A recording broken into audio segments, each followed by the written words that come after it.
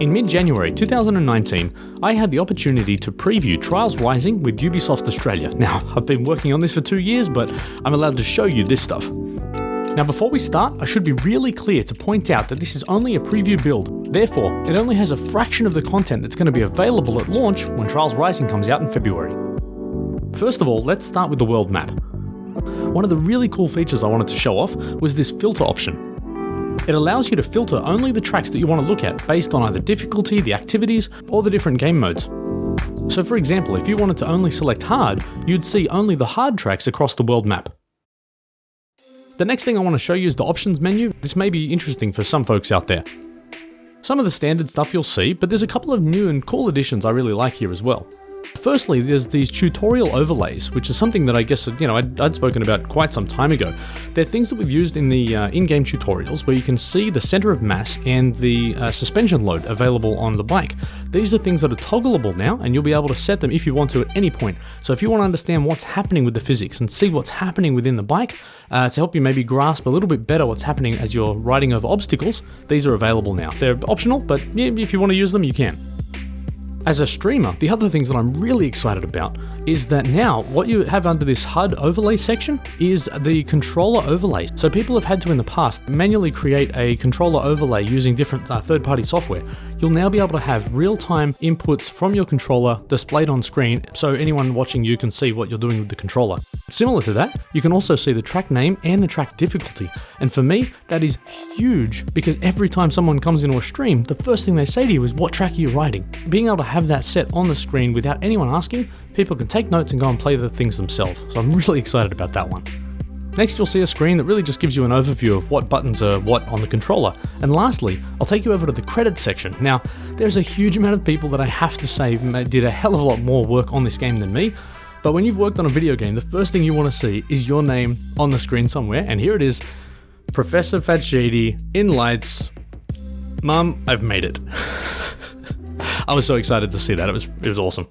The next thing we're going to check out is the leaderboards. You'll see that you can have a look and there's information about country, the name, and the breakdown of the different points for a variety of different categories, including ninja tracks. That's right, that's all I can say. But there is an option in the leaderboard for ninja tracks. I'm leaving it there. Next, you're going to have a look at the profile. Now, one of the things that I like here is this Hall of Leaderboards rank, or this percentile versus the rest of the world. A lot of the time when we're talking about how we stack up, you kind of say, relative to this, there's this many, I'm the top 1%, but you've kind of got to do the maths yourself. This actually does this for you at any point in time. So if you want to know, hey, I'm in the top 1% of the world, this should show you now. And I'm really excited to be able to use that and brag a little bit. It also shows you things like the collectibles that you've got versus the ones you don't, so that's really nice to know how you're progressing against those sort of measures. But lastly, and my favorite thing, is the time played. This is going to get a lot of people in trouble with their significant others, but I think it's a really cool thing that you can see there right in front, right on that screen, to make sure that you know how much you've put into this. And I think we look back at this in a couple of years, you might not be happy with how much time you've spent here, but I'm sure we'll have a lot of fun along the way. Oh, and the other thing I'll point out just quickly, speaking about those percentiles, you can also see percentiles for your trials tracks, the skill games, and ninja tracks as well. So again, even if you want to focus on something, I know people that want to play more skill games or more ninjas, this might actually give you an opportunity to see how you stack up against the thing you actually care about, not just this one amalgamated global score. Finally, there's a section for multiplayer, and in it talks about your rank in each division. I'm told that there are actually multiple divisions for similarly skilled riders. So what's going to happen? You compete in global multiplayer, you're going to be ranked into bronze, silver, gold, platinum, diamond. I'm also led to believe that there is a top division reserved only for the top 1,000 people within a season in global multiplayer. That's going to be some really cool competition. I have no idea how it's going to look or work, but if you really think that you're going to be top 1,000 in that space and going to strive for that, that probably give you something really cool to aim for. Next, we're going to have a quick look at the notification screen. There's not much here, it really just talks about the contracts that are available, but my assumption is that there's going to also be things like leaderboard challenges and other things that are happening throughout the game. But I do like the user interface. The notifications are nice and clean and easy to read, so you'll hopefully get some good stuff out of that as well. Next, we'll head over to the editor. Now, I'm going to be really open here and say that I suck at track building. It's not my thing.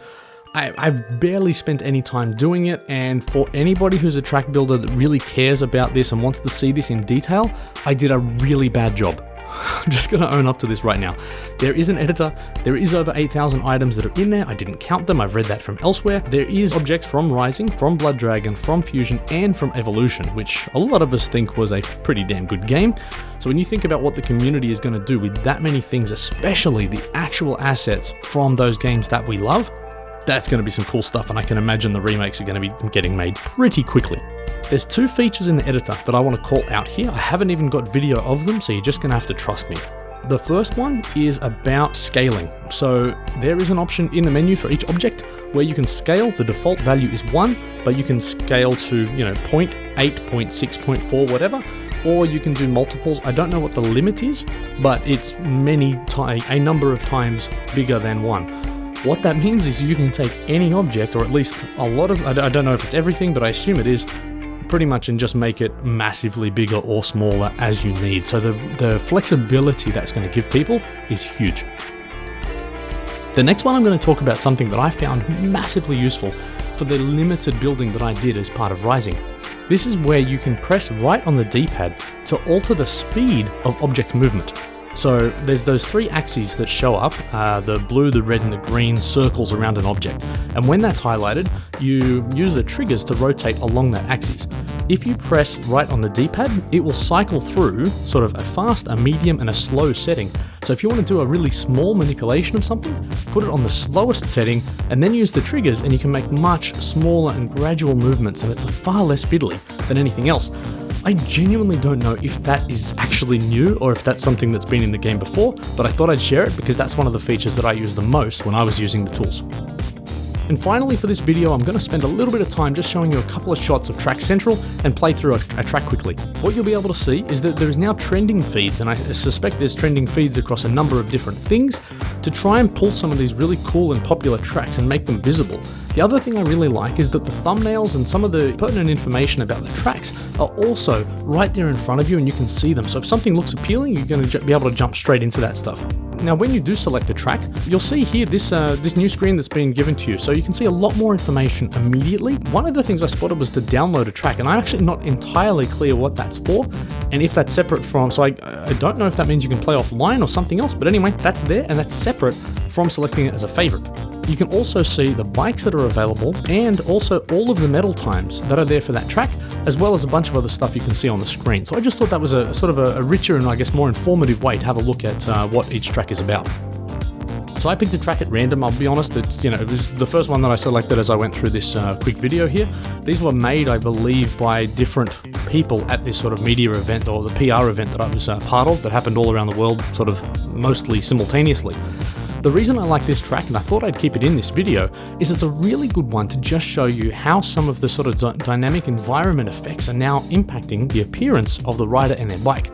As he's driving through the mud here, there is just mud flying everywhere and the bike and rider is absolutely covered. And that's the same stuff you'll see in snow or other environments. So I just thought I'd leave this little clip in here and you can have a look at this track.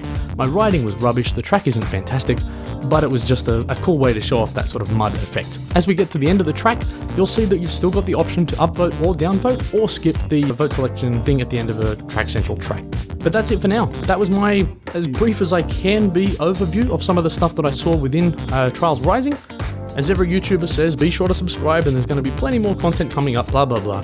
But I am going to be putting out a lot more, so make sure you stick around. Thank you so much. See you guys around. Cheers.